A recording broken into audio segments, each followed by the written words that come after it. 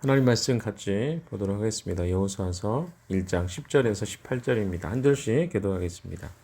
그리하여 여호수아는 백성의 지도자들에게 명령을 내렸다. 진을 두루 다니며 백성들에게 알리시어 양식을 예비하고 지금부터 사흘 안에 우리가 이 요단강을 건너 주 우리 하나님이 우리에게 주셔서 우리가 소유하게 될 땅으로 들어가 그 땅을 차지할 것이라고 말하시오. 여호수아는 르우벤 지파와 갓 지파와 므낫세 반쪽 지파에게 말하였다. 주님의 종 모세가 당신에게 이르기를 주 당신들의 하나님이 당신들에게 요단강 동쪽에 이 땅을 당신들이 편히 쉴 곳으로 주실 것이라고 하였으니 당신들은 이 말을 기억하십시오. 당신들의 아내들과 어린아이들과 집짐승들은 모세가 당신들에게 준 요단강 동쪽 땅에 머물러 있게 하십시오. 그러나 당신들의 모든 용사들은 무장을 하고 당신들의 동족들보다 앞서 건너가서 그들을 도와주십시오. 주님께서 당신들과 마찬가지로 당신들 동기들에게도 편히 쉴 곳을 주실 때까지 그리고 그들도 주 당신들의 하나님이 마련해 주신 땅을 차지할 때까지 그들을 도우십시오.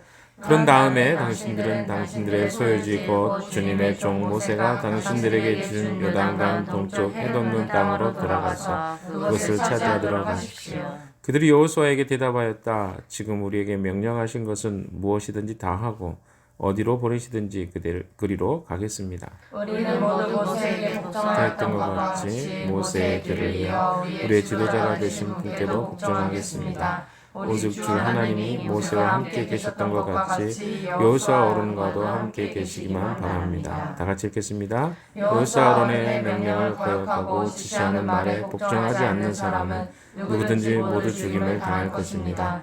여호수아 어른께서는 오직 굳세고 용감하시기를 바랍니다. 아멘. 자, 오늘 본문에는 두 가지 내용이 나옵니다. 한 가지는 이제 여호수아가 하나님이 주신 명령을 하달하고 그래서 이제 전투를 준비하기 위해서 양식을 모으는 일을 하달합니다. 이게 첫 번째 12절까지 나오는 이야기입니다. 두 번째 이야기는 여기 나온 것처럼 루벤 지파, 갓 지파와 므낫세 반쪽 지파들을 향해서 그들이 요단강 동편에 이미 그들이 기업을 가지게 되었습니다. 그런데 그들이 이스라엘 백성들과 함께 요단 서쪽이죠. 요단강을 건너서 가나안 땅에 가서 함께 싸울 것들을 요청합니다. 그 내용이 오늘 이제 주 내용입니다. 그래서 그 부분들을 좀 오늘 두 가지로 걸쳐서 살펴보도록 하겠습니다. 우리가 1장 1절에서 9절까지 여호수아는 하나님 말씀을 들었습니다. 두 번에 걸쳐서 강하고 담대하라, 용감해라, 용기를 가져라. 내가 너에게 말한 것이 아니냐, 이렇게 굉장히 강조하시면서 주님은 말씀하셨습니다. 그러니까 여호수아가 그만큼 두려웠다는 거죠. 그리고 그가 주저주저하고 있을 때 주님이 강하게 그에게 확신에 걸친 주님의 약속을 말씀하셨습니다. 자, 이제는 여호수아가 반응할 차례죠. 그래서 여호수아는 그 주님이 그에게 허락하신 말씀을 붙잡고 이제 그것을 그대로 그 백성들에게 전달합니다. 그 내용이 이제 오늘 기록되어 있는 내용입니다. 한번 10절 11절 한번 다시 한번 읽어봅시다. 시작. 여호수아는 백성의 지도들에게 명령을 내렸다. 진을 두루다니며 백성들에게 알리시오. 양식을 예비하고 지금부터 사흘 안에 우리가 요단강을 건너 주 우리 하나님이 우리에게 주시면서 우리가 소유하게 될 땅으로 들어가 그 땅을 차지할 것이라고 말하시오. 자, 여기서 우리가 잘 보셔야 될 것은 여호수아가 온 진을 돌아다닌 게 아니고 백성의 지도자들이 온 진영을 돌아다니면서 이야기하라는 거죠.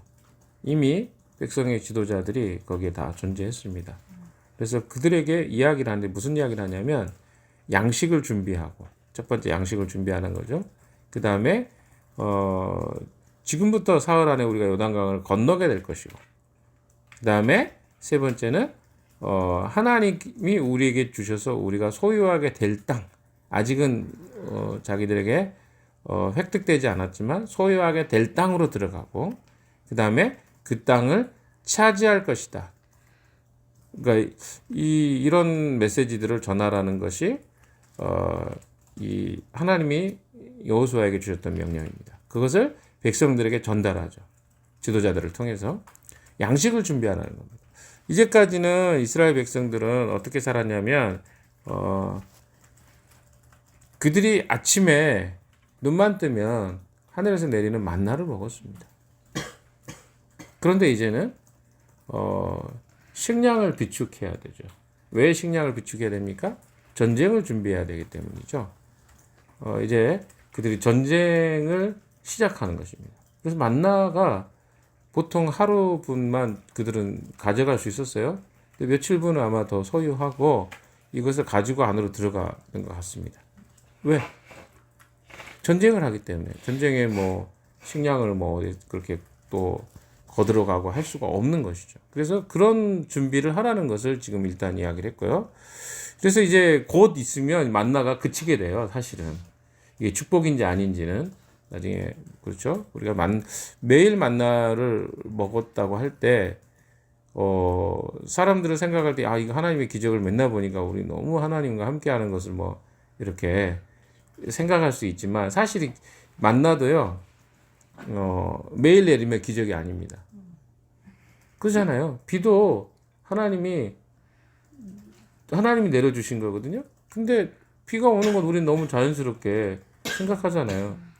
사실은 비에 뭐가 있어요? 생명이 있잖아요. 땅에 생명의 씨앗과 또 근원들이 있는 것처럼 이런 거거든요. 허락된 것은 되게 우리는 너무 자연스럽게 당연하다고 생각합니다.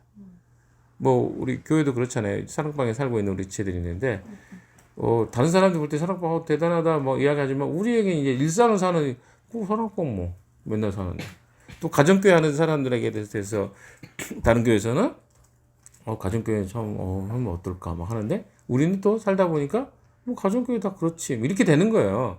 만나가 그런 거죠. 그러다가 이제 그들이 어때요? 만나가 그치게 되는 순간이 지금 온 거예요. 가나안 땅에 들어가서 그들이 그 땅을 정복하는 순간 거기에 이미 자라고 있는 밀과 이런 수확들을 그들이 수고하지 않은 것들을 얻게 됩니다. 이게 하나님의 인도라고 볼 수 있겠죠. 어찌됐든 이걸 준비하는 것이죠. 두 번째는 사흘 안에 이 요단강을 건너게 될 것이다. 그리고 하나님이 우리에게 주셔서 우리가 소유하게 될 땅, 아직 소유하진 않았어요. 근데 소유하게 될 땅으로 들어가는 거죠. 굉장히 믿음의 원리가 저는 여기 나와 있다고 생각합니다. 믿음은 뭐냐면 우리가 아직 소유하지 않았어요. 그러나 소유하게 될 것으로 믿는 거죠. 그리고 맨 마지막에 그 소유하게 되는 것까지가 믿음입니다. 그러니까 약속을 주시죠. 너희가 소유하게 될 것이다. 1장 3절에 이야기했잖아요. 너희가 밟는 땅은 너희의 것이 될 것이다. 굉장히 현실적인 이야기입니다. 주님은 너희가 밟으면 그 땅이 너희의 것이 될 것이다 라고 이야기해요. 그러니까 믿음은 뭡니까? 우리가 밟아야 되는 거예요. 아직 밟지 않았어요. 그러나 약속을 주시죠. 너희가 밟으면 그 땅이 너희 것이 될 것이다. 근데 우리는 어떻게 합니까? 이 여호수아도 두려워했잖아요. 아니 한 번도 가보지 않은 그 땅을 걸어가는데 두렵지 않은 사람이 누가 있겠어요? 그런데 약속은 분명하죠. 그 땅을 밟으면 너희 것이 되는 거예요. 근데 그 땅엔 누가 있어요? 가나안의 족속들이 삽니다. 그러니까 들어가기 전에 무슨 걱정을 해요? 저들 만나면 어떻게 하지? 우리는 뭐 또 이렇게 생각하는 게 우리의 모습이에요. 신앙생활이 똑같다니까요. 하나님의 약속은 분명합니다. 우리가 믿음으로 주님 앞에 순종하고 살아가면 하나님이 우리에게 이미 약속하신 것들을 허락해 주시는 것이 하나님의 약속의 원리예요. 그런데 우리가 그 땅에 들어가기 전에 미리 걱정하죠. 여러분 잘 아시는 것처럼 이스라엘 백성들이 출애굽해가지고 가데스 바네아까지 갑니다. 근데 가데스 바네아 이게 애굽에서 걸어서 한 10일에서 11일이면 이 가나안 땅에 들어갈 수 있었어요. 그런데 가데스 바네아에서 그들이 정탐꾼을 보내죠. 12명의 정탐꾼을 보냈는데 그들이 보고한 내용이 무엇입니까? 우리는 저들 앞에 메뚜기 같은 존재들입니다. 그러니까 그들은 아직 준비가 안 됐어요. 가나안 땅에 들어가. 왜? 그 땅이 하나님의 약속한 땅이고 하나님의 백성에게 소유케 될 땅이라는 것을 그들이 들었고 알았습니다. 그러나 그들은 무슨 생각을 한 거예요? 하나님의 관점으로 그 땅을 바라보지 않았어요. 그래서 그 땅은 그들의 소유가 될 수가 없었어요. 그래서 40년 동안 그들은 방황하다가 이제 다시 어디로 와요? 여기 요단 앞에 서 있는 거예요. 그래서 이들은 어때요? 철저히 준비가 된 거예요. 40년 동안. 하나님의 명령과 순종을 하면 이것이 우리에게 축복이지만 그렇게 하지 않으면 그게 저주구나. 그래서 우리는 순종해야 되겠다. 이렇게 알고 이 자리에 서 있는 거야.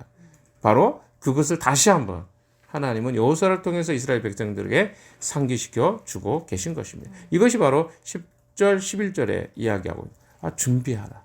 근데 그것은 이미 약속된 것을 붙잡고 그 땅으로 들어가라 라고 하는 것과 같습니다. 자, 이것이 첫 번째 성경에서 이야기하고 있는 내용입니다. 여호수아서 1장 10절, 11절. 그 나머지 내용을 조금 우리가 살펴봐야 되는데요. 이거는 여러분들이 좀 배경이 있습니다. 민수기 32장을 꼭 읽어보십시오. 오늘 32장 전체를 읽으셔야 돼요.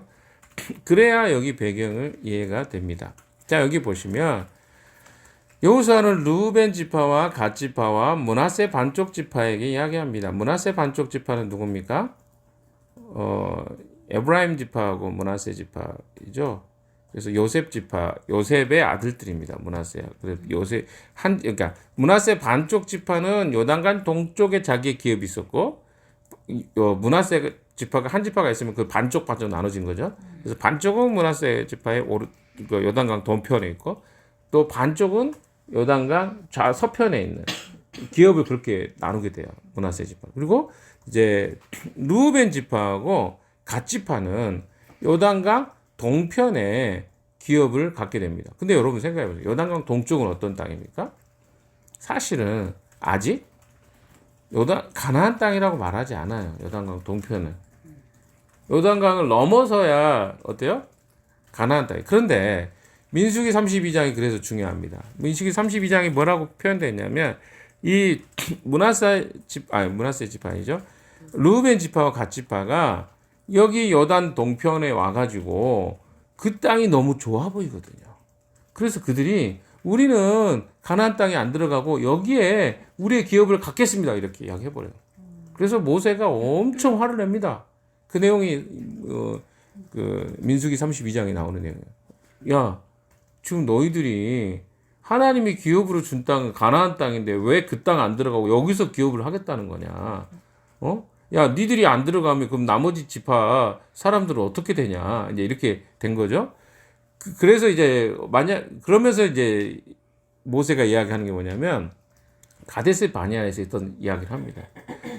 너희가 원래 거기서 하나님께 순종했다면 쉽게 가나안 땅에 들어갈 수 있었는데 지금 너희들이 거기서 순종하지 않았기 때문에 이런 일들이 있었는데 너희가 똑같은 일을 하고 있다. 이게 모세가 한 이야기. 그래서 저주를 내립니다.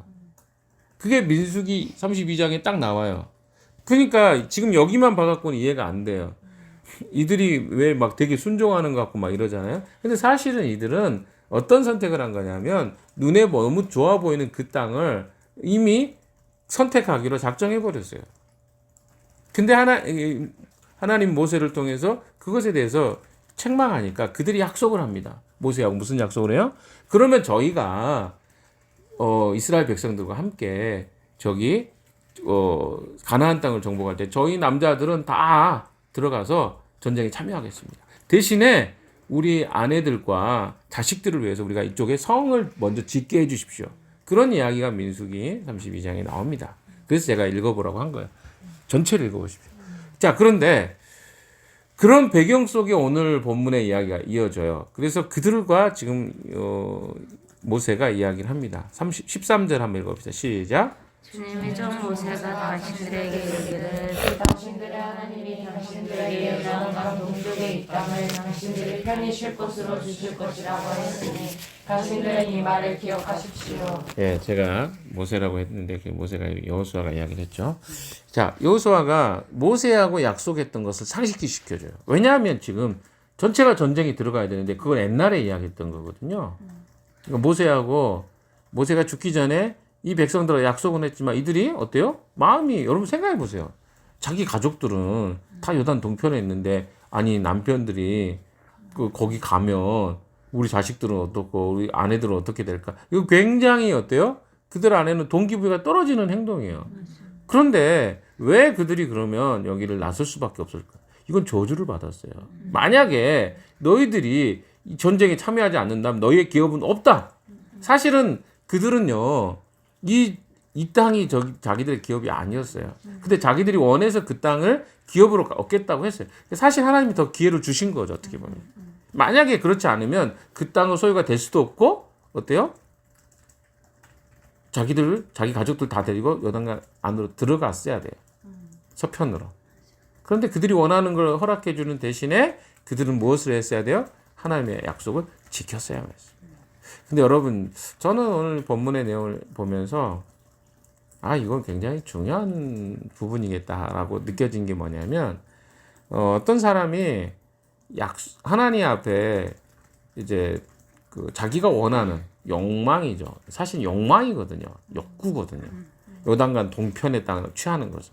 사실 이 땅을 취하는 것은 별로 하나님이 기뻐하신 것은 아니었어요. 근데 그들이 그것을 소유하겠다고 합니다. 그럼 원래 심판을 받아야 돼요. 그런데 어때요? 하나님이 기회를 주셨어요. 근데 나중에 여러분 보시면 알겠지만 여러분 생각 이스라엘 백성들 이스라엘 땅을 생각하면 요단 동편이 생각납니까? 서편이 생각납니까? 서편이 생각나죠. 그러니까 나중에 유야무야 돼요. 이 요단 동편의 이 땅들에 대해서는. 그리고 이들이 생각해 보세요. 얼마나 성실합니까? 성실하지 않아요. 이들은 말은 이렇게 하지만 얼마나 또 가나안 땅 안에 들어가서도 불순종하고 합니까? 과거에도 그랬고 과거에도 모세에게 이렇게 순종하겠다 해놓고 불순종한 거거든요. 그러니까 이런 어떤 것들을 전례를 보면 이렇게 충성스럽게 주님을 따르겠습니다고 하는 이 말들이 사실은 위험스러워요. 돌이켰다고 하지만 그러니까 무슨 말이냐면 약속에 근거하지 않고 하나님의 말씀과 약속에 근거하지 않고 내가 선택하는 것들은요 사실은 위험스러운 선택들인 거예요. 그러니까 우리가 하나님의 가치와 관점에서 그리스도인으로서 어떤 선택들을 해야 되는데 때로는 내 욕심과 욕망으로 어떤 선택을 해요. 그래놓고 또 하나님 내가 이렇게 살 테니까 하나님 이렇게 도와주십시오라고 해요. 그러나 그렇게 하는 것보다 차라리 내 욕구와 욕망을 따라가는 것보다 물론 하나님이 그걸 또 기회를 주십니다만은 그런 것보다는 어떤 걸 선택하는 게 더 바람직하다는 거예요. 하나님의 약속에 순종하는 것이 훨씬 더 바람직한 삶이라는 것을 이야기해 주고 있는 것이죠. 아니 하나님이 내가 원하는 거 이렇게 뗐으면 들어주실 수도 있죠. 그리고 내가 또 성실하게 또 하나님 약속대로 살려고 할 수도 있어요. 그러나 한번 생각해 보세요. 처음부터 이미 욕구와 욕망으로 뭔가를 선택했는데 그것이 선하게 쓰여질 수 있겠냐는 거죠. 이런 어떤 부분입니다. 그래서 우리가 선택을 할 때 굉장히 중요한 게 뭐냐면 내가 바른 선택을 하는 게 정말 중요하지. 이미 욕구와 욕망으로 선택을 하잖아요. 그럼 내가 아무리 돌이켜서 하나님 앞에 뜻을 따른다고 하지만 그것이 선한 결과로 항상 나오는 것은 아닐 수 있다. 그렇기 때문에 큰 그림 속에서 바른 선택들을 해나가는 게 저는 옳다고 생각을 하게 됩니다. 오늘 이 말씀을 보면서도. 여러분들 어떤 선택을 하실 때요. 고민을 많이 하셔야 돼요. 왜냐하면 그 선택은 또 다른 선택 속에 계속해서 어때요? 자기 가치가 드러나기 때문에 그렇습니다. 자, 그래서 여호수아는요. 이들을 하나로 융화시켜서 가나안 땅으로 들어가는 것이 굉장히 중요한 일이었어요. 왜? 이스라엘 민족이 한민족으로 지금 여기까지 인도해 주셨는데 만약에 이들이 이 전쟁에 참여하지 않는다면 이 사람들의 동요는 엄청났을 것입니다. 왜? 두 지파와 두 지파 반이잖아요. 이 두 지파 반의 사람들이 남아버리면 나머지 이제 9지파 반 사람들만 전쟁에 참여해야 되잖아요. 그러면 거기에 이미 갈등이 생긴 거고 사람들 안에 우리도 그러면 이쪽이 남으면 안 싸우고 싶은데 막 이런 생각이 들 수 있는 절대절명의 상황입니다. 자, 14절 보십시오. 당신들의 아내들과 어린아이들과 집짐승들은 모세가 당신들에게 준 요단강 동쪽 땅에 머물러 있게 하십시오. 사실은 요 모세가 그들에게 준 게 아니에요. 그들이 요구해서 이 땅을 얻게 된 거죠. 근데 여기 표현이 그렇게 돼 있어요. 그래서 모세가 약속을 받고 이 땅을 준 겁니다. 너희들이 대신에 약속해라. 너희들이 함께 이 전투에 참여하겠다. 그렇지 않으면 너희가 저주를 받겠다. 이런 표현들이 있습니다. 자, 그러나 당신들의 모든 용사들은 무장을 하고 당신들의 동족들보다 앞서 건너가서 그들을 도와주십시오. 그러니까 그들은 어때요? 이미 기업을 받았지만 이 하나님 앞에서 약속했던 것에 근거해서 지금 요단 서편으로 들어가고, 근데 그들이 선봉으로 들어가라 이렇게 이야기하는 거예요. 어우, 좀 끔찍하죠? 전쟁하는데 선봉에 있는 사람이 많이 죽잖아요. 그래서 그런 일을 이들에게 하라고 이야기합니다. 그만큼 어때요? 그 요단 동편의 땅이 좋아 보였던 거지, 이 사람들 편에는. 예, 그래서 민수기를 꼭 보세요. 그들이 왜 그 땅을 선택했는가가 나옵니다. 근데 그 땅이 너무 좋아 보이고 기름지고 비옥하고 막 이러니까 그 땅, 우리는 여기다 한 거죠. 그래서 자기들이 어때요? 전투에 가장 앞장서서라도 이 땅을 우리가 가져야 되겠다, 이런 생각을 한 겁니다. 자, 15절에 보시면 주님께서 당신들과 마찬가지로 당신들 동기들에게도, 동기들이라는 것은 다른 동족들을 이야기합니다, 편히 쉴 곳을 주실 때까지, 그리고 그들도 주 당신들의 하나님이 마련해 주신 땅을 차지할 때까지, 그러니까 전쟁 끝날 때까지 여기서 싸우라는 겁니다. 근데 별로 안 싸우고 싶을 것 같아요. 가족이 저기 있는데. 그렇잖아요. 이렇게까지 해야 되나. 그렇지만 이들이 이미 약속을 했고 그걸 안 지키면 멸망과 저주가 있다는 너무 잘 알기 때문에 그들은 여기에 하기로 약속을 하게 된 거죠. 그런 다음에 당신들은 당신의 소유지 곧 주님의 종 모세가 당신들에게 준 요단강 동쪽 해돋는 땅으로 돌아가서 그것을 차지하도록 하십시오. 그들이 여호수아에게 대답하였다. 지금 우리에게 명령하신 것은 무엇이든지 다 하고 어디로 보내든지 그리로 가겠습니다. 굉장히 든든해 보이죠? 나중에 이들의 변심을 합니다. 그래서 사람 말은 사실은 이 말이 잘 믿기가 쉽지 않습니다. 약속은 하는데 성실하진 않아요. 우리가 너무 일희일비 할 필요 없다는 생각이 들어요. 누가 우리를 이렇게 해주겠다. 물론 뭐 사람들이 그런 말 해주면 굉장히 힘이 돼요. 그 사실입니다. 그러니까 그것까지 무시하라는 게 아니라, 그러나 신뢰의 대상은 사람이 아니에요. 사람, 내가 뭐 베드로가 그랬잖아요. 내가 다 주님을 떠나도 저는 주님을 따르겠습니다. 은벌입니다. 그날 바로 3번 부인했잖아요. 그게 바로 인간이란 말이에요. 인간이 말하는 것들은요 늘 어때요? 바뀌어요. 변합니다. 그래서 너무 거기에 어때요? 신뢰를 두지 마시고. 어디에 우리는 전적 신뢰를 둬야 돼요? 하나님입니다. 그런다 그래서 인간에게 하는 말은 전혀 신뢰를 하지 마라 그래서 영을 두라는 건 아닙니다. 여러분 헷갈리지 마세요. 너무 극단적인 사람들이 있어요. 하나님만 우리는 100% 신뢰하는 거, 인간에게는 그 정도 신뢰를 둘 수 없다라는 것을 말하는 거지, 인간 세상에 사람을 신뢰하지 않으면 어떻게 살아요. 그래서 이건 여러분이 잘 나는 하나님만 신뢰할 거야, 너는 안 믿어. 근데 이 말은 이건 아니란 말이에요. 잘 기억하세요. 잘 적용하셔야 될 부분입니다. 자, 17절 18절 마저 읽겠습니다. 시작. 우리는 모두 모세에게 복종하였던 것 같이 모세의 뒤를 이어 우리 지도자가 되신 분께도 복종하겠습니다. 오직 주 하나님이 모세와 함께 계셨던 같이 여호수아 어른과도 함께 계시기를 바랍니다. 여호수아의 어른의 명령을 거역하고 지시하는 말에 복종하지 않는 사람은 누구든지 모두 죽임을 당할 것입니다. 여호수아 어른께서는 오직 굳세고 용감하기를. 이 사람들 말을 너무 뭐랄까요? 격려가 되게 말을 잘하죠. 근데 저는 이래요. 이들이 비록 나중에 변하는 마음이 있을지라도 저는 하나님이 세우신 지도자에게 때론 이런 필요가 있다고 생각합니다. 그러니까 뭐 그러니까 우리가요 하나님의 절대적 주권을 인정하잖아요. 그러면 세워진 리더도 사실 인정하는 거예요. 그게 사실 그 존경하기 어려운, 그리고 어떤 따르기 정말 어려운 어떤 경우가 있어요. 그런 경우 빼놓고는 우리가 될 수 있으면 하나님의 그 세우심과 하나님의 그 그들을 택하심에 대한 인정이 필요합니다. 만약에 여호수아가 하나님의 뜻과 위배되는 행동을 했으면 이렇게 말하지 않았을 거야. 근데 하나님이 그를 세우신 지 얼마 되지 않았고 여호수아를 어떻게 합니까? 하나님의 말씀과 명령을 그대로 그들에게 전했습니다. 그럼 이건 따라야 되는 거야. 근데 우리의 그 안에 죄성이 있다 보니까 하나님이 세우셨는데도 불구하고 어때요? 나는 인간에게 충성하지 않습니다. 저는 하나님께만 충성합니다. 근데 사실 하나님은요, 사람을 통해서도 하나님 일을 하시거든요. 그러니까 이런 어떤 구분을 잘 못하고 너무 지나치게 반골적 기질을 가지고 있는 것도 사실은 건강하지 않은 겁니다. 그래서 그 순리를 따라가는 것, 때로는 우리가 그것을 내가 싫다 하더라도 하나님이 그렇게 확신을 주시는 것은요, 기꺼이 우리가 순종하는 마음이 필요합니다. 이들은 적어도 이 모세에게 약속했던 것을 여호수아를 통해서 하나님이 이루실 것을 믿었어요. 그래서 그 신뢰 속에서 순종을 약속합니다.